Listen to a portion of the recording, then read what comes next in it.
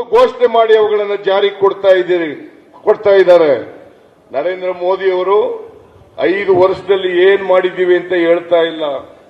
15 ಲಕ್ಷ ವಿದೇಶದಲ್ಲಿರ್ತಕ್ಕಂಥ ಕಪ್ಪು ಹಣ ತಗೊಬಂದು ಎಲ್ಲರ ಅಕೌಂಟ್ಗಳಿಗೆ 15 ಲಕ್ಷ ಹಾಕ್ತಿವಿ ಅಂತ ಹೇಳಿದ್ರು.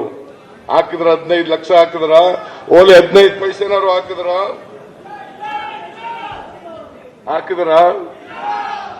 ಏನು ಅವ್ರ ಕೊಡುಗೆ? ಏನು ಬಿಜೆಪಿ ಅವ್ರ ಕೊಡುಗೆ ಏನು? ನಾನು ಮುಖ್ಯಮಂತ್ರಿ ಆಗಿರುವಾಗ ಎತ್ತಿನಹೊಳೆ ಪ್ರಾಜೆಕ್ಟ್ ಸುಮಾರು 13,000 ಕೋಟಿ ರೂಪಾಯಿಗೆ ಮಂಜೂರಾತಿ ಕೊಟ್ಟು ಅದನ್ನ ಇವತ್ತು ಜಾರಿ ಮಾಡ್ತಾ ಇರ್ತಕ್ಕಂಥದ್ದು. ಈಗಾಗಲೇ 4,000 ಕೋಟಿ ರೂಪಾಯಿಗಳನ್ನ ಎತ್ತಿನಹೊಳೆ ಪ್ರಾಜೆಕ್ಟ್ಗೆ ನಾವು ಖರ್ಚು ಮಾಡ್ತಾ ಇದ್ದೀವಿ. ಈ ಎತ್ತಿನಹೊಳೆ ಪ್ರಾಜೆಕ್ಟ್ ಆಗಬೇಕಾದ್ರೆ ಮುನಿಯಪ್ಪ, KH ಮುನಿಯಪ್ಪನವರು, ವೀರಪ್ಪ ಮೊಯ್ಲಿ ಚಿಕ್ಕಬಳ್ಳಾಪುರದ MP, ಇವರೆಲ್ಲರೂ ಕೂಡ ಒತ್ತಾಯ ಮಾಡಿದರು. ಕೋಲಾರದ ಎಲ್ಲ ಲೀಡರ್ಗಳು, ಎಲ್ಲ MLAಗಳು, ಲೀಡರ್ಗಳಂದ್ರೆ MLAಗಳೇ, ಮುನಿಯಪ್ಪನೂ, ಶ್ರೀನಿವಾಸ ಗೌಡ್ನೂ, ನಂಜೇಗೌಡನೂ, ರಾಜೀವ್ ಗೌಡ್ನೂ, ರೂಪಾ ಶಶಿಧರ್, ಕೃಷ್ಣಾರೆಡ್ಡಿ, ಎಲ್ಲರೂ ಕೂಡ ನಜೀರ್ ಅಹಮದ್, ನಾರಾಯಣ ಸ್ವಾಮಿ, ಇವರೆಲ್ಲರೂ ಕೂಡ ಒತ್ತಾಯ ಮಾಡಿದ್ರು.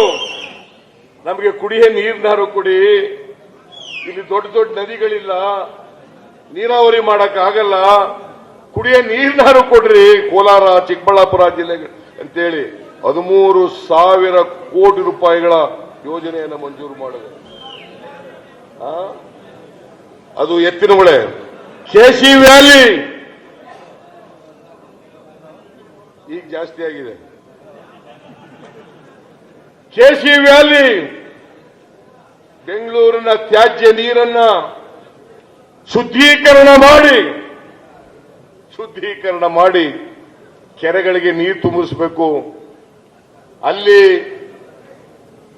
HN ವ್ಯಾಲಿ ಚಿಕ್ಕಬಳ್ಳಾಪುರ ಭಾಗದಲ್ಲಿ, ಈ ಭಾಗದಲ್ಲಿ KC ವ್ಯಾಲಿ 2 ಯೋಜನೆಗಳಿಂದ 2,000 ಕೋಟಿ ರೂಪಾಯಿ.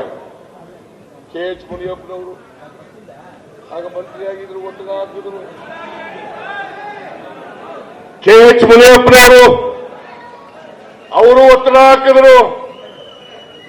ಈ ಕ್ಷೇತ್ರದ ಎಲ್ಲ ಶಾಸಕರುಗಳು ಕೂಡ, ಕೃಷ್ಣ ಬೈರೇಗೌಡ, ಸ್ಪೀಕರ್ ರಮೇಶ್ ಕುಮಾರ್, ನಾರಾಯಣ ಸ್ವಾಮಿ, ನಂಜೇಗೌಡ, ಅಲ್ಲಿ ನಂಜೇಗೌಡ ಇರಲಿಲ್ಲ, ಮುನಿಯಪ್ಪ,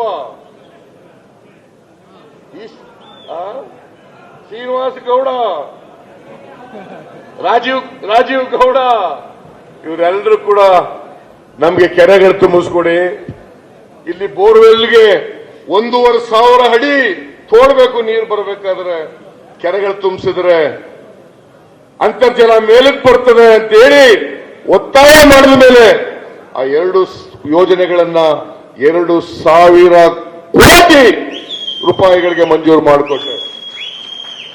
ಇದು ನಮ್ಮ ಸರ್ಕಾರದ ಕೊಡುಗೆ, ಬಿಜೆಪಿಯವರ ಕೊಡುಗೆ ಅಲ್ಲ,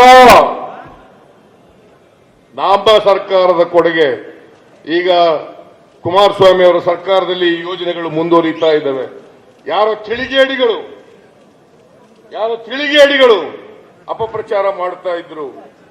ಇದು ಈ ನೀರು, KC ವ್ಯಾಲಿ ನೀರು ಬಹಳ ವಿಷ ಇದೆ, ಅದರಲ್ಲಿ ಅದು ಬೇಡ ಅಂತೇಳಿ ಸುಪ್ರೀಂ ಕೋರ್ಟ್ಗೆ ಹೋಗಿ ಸ್ಟೇ ತಗೊಬಂದಿದ್ರು. ಅದೃಷ್ಟವಶಾತ್ ಇತ್ತೀಚೆಗೆ ಸ್ಟೇ ವೆಕೇಟ್ ಆಗಿದೆ. ನೀರು ಬಂದಾಯ್ತು. ನಿಮ್ ಕೆರೆಗಳಿಗೆ ನೀರು ಬೇಡವಾ? ಕುಡಿಯಕ್ಕೆ ನೀರು ಬೇಡವಾ? ಅದಕ್ಕೋಸ್ಕರ ಕುಡಿಯೋ ನೀರಿಗೆ ಎತ್ತಿನಹೊಳೆ, ಕೆರೆಗಳಿಗೆ KC ವ್ಯಾಲಿ, HN ವ್ಯಾಲಿ, ಈ 2 ಪ್ರಾಜೆಕ್ಟ್ಗಳನ್ನ ನಾವು ಮಾಡಿಕೊಂಡಿದ್ದೀವಿ. ಇದನ್ನ ಗಮನದಲ್ಲಿಟ್ಕೋಬೇಕು. ಅದಕ್ಕೋಸ್ಕರ ಈ ಚುನಾವಣೆಯಲ್ಲಿ